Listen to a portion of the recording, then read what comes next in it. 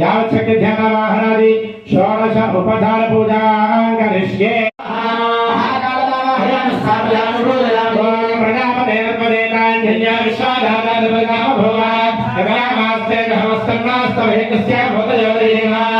सप्त प्रजापति आवाहयामि स्थापयामि पूजयामि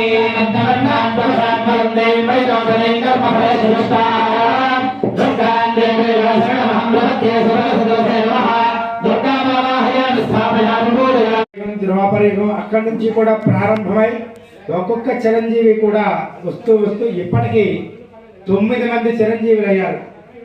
ఎవరెవరా 9 మంది చిరంజీవులు?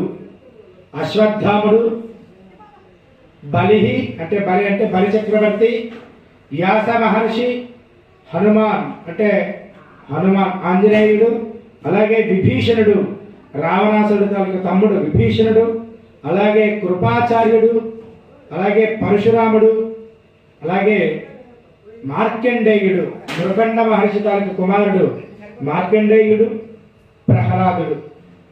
ఏమండి ఇటువంటి 9 మంది కూడా నవ చిరంజీవులుగా. అయితే ఇది మనం చేసేటువంటి కార్యక్రమం ప్రధానంగా దేనికోసం అంటే ఆయుర్దాయం కోసం. ఏ ఐశ్వర్యం రావాలనో, మరో 10 ఇళ్ళు కట్టాలనో, మరో 10 సైట్లు కొనాలనో వ్యాపారం కోసమో కాదు మనం చేసేది. కేవలం 60 సంవత్సరాలు పూర్తయ్యాయి, ఎక్కడో మృత్యుదేవత మనకి కాస్తూ ఉంటుంది. అలాంటప్పుడు వారికి ప్రీతిగా ఏదైనా చెయ్యాలి అంటే మనం ఎవరిని ప్రార్థించాలి అంటే దీర్ఘాయుషులుగా ఎవరైతే ఉన్నారో 9 మంది వారిని మనం స్మరించాలి. అందువల్ల ఆ 9 మంది స్మరణ కోసం ఆ దేవతల్ని ఇక్కడ ఆవాహన చేయడం జరుగుతుంది. అందులో మొట్టమొదటిగా అశ్వత్థాముడు. దీనిలో పెట్టండి చక్కా చిల్లర పైసా. అశ్వత్థాముడిని తలుచుకుంటూ ఉంటాను. ఓం బ్రహ్మసూత్రోజ్వల్భూషో రాజ